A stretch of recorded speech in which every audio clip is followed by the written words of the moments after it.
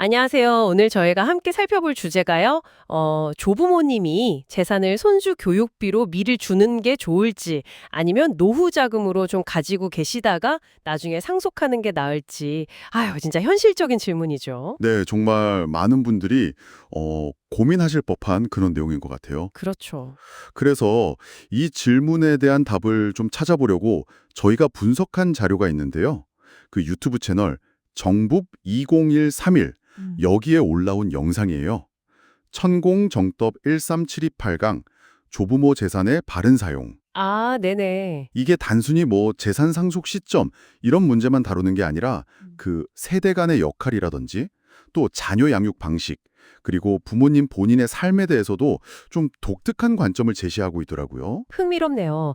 그 영상 시작할 때, 원래는 국가가 세금으로 교육을 책임져야 하는데, 현실은 그렇지 못하다, 이런 지적부터 한다면서요? 네, 맞아요.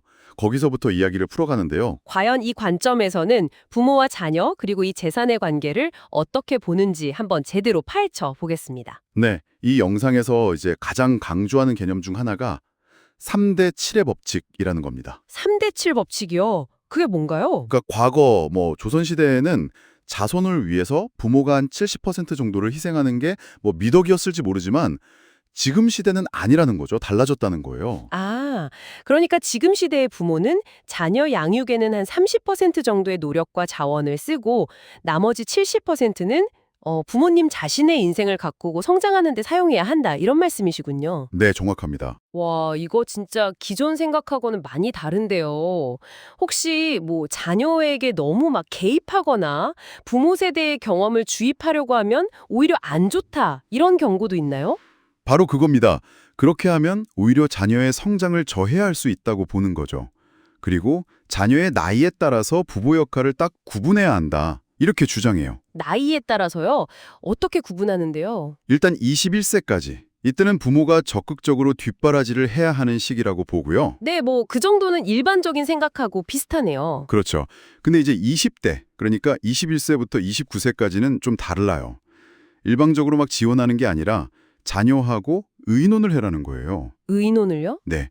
서로 이해하는 만큼만 지원하고 또 그전에 양육 과정에서 문제가 있었다면 그걸 바로잡아 나가는 시기다. 이렇게 봅니다. 아, 일방적인 지원이 아니라 서로 이해한 만큼만 약간 조건부 지원 같은 느낌도 드는데요. 그렇죠. 뭐랄까 소통과 이해가 기반이 되어야 한다는 점이 중요해 보여요. 그러네요. 그럼 이제 30살, 30세 이후는 어떻게 되는 건가요? 여기서 완전 뭔가 달라지나요? 네, 여기서 아주 강조하는 게 30세 이후에는 완전히 놓아주어야 한다. 완전히요? 네, 자녀가 온전히 자기 힘으로 삶을 개척하도록 해야 한다고 말이죠.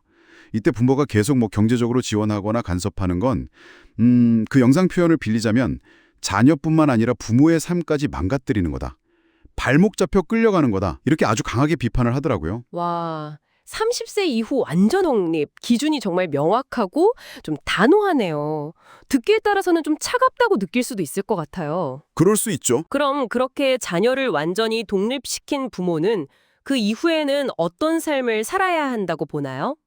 부모 역시 이제 남은 인생을 잘 마무리하면서 개인적인 성장이나 삶의 의미를 찾아야 한다고 말합니다.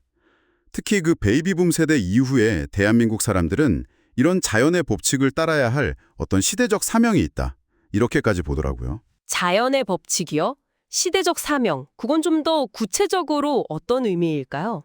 이게 단순히 혈연 중심의 자손 번창 이런 걸 넘어서서 각자 자기 자신의 삶을 완성해야 하는 세대다. 이런 인식인 것 같아요. 시대 흐름에 따라 각 세대가 추구해야 할 삶의 방식이나 역할이 바뀐다는 의미로 해석될 수 있고요.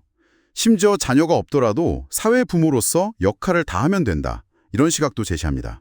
아, 그렇군요. 네, 오늘 살펴본 내용이 처음에는 재산 상속 시점이라는 구체적인 질문에서 시작했지만 결국 파고들다 보니까 부모와 자식 간의 건강한 거리두기 문제, 또 시대 변화에 따른 세대별 역할 인식, 그리고 무엇보다 중요한 게 부모님 자신의 삶의 중요성, 이런 걸 강조하는 상당히 깊이 있는 이야기였네요. 맞습니다. 핵심을 좀 요약해보자면 자녀에게는 30%, 나에게는 70%, 그리고 30세 이후에는 완전한 독립, 이렇게 정리할 수 있겠어요? 네, 정확히 그렇습니다. 자녀에게 너무 얽매이지 않고 자율성을 존중하면서 부모 역시 자신의 삶을 충실히 살아가는 것. 이게 이 영상에서 제시하는 어떤 바람직한 삶의 모습이라고 할 수 있겠죠. 재산을 언제 물려주느냐 이 질문보다 훨씬 더 근본적인 질문을 던지고 있는 셈입니다. 어떻게 관계 맺고 살아갈 것인가 하는 거죠. 네, 그럼 마지막으로 청취자 여러분께 한번 이런 질문을 던져보고 싶습니다.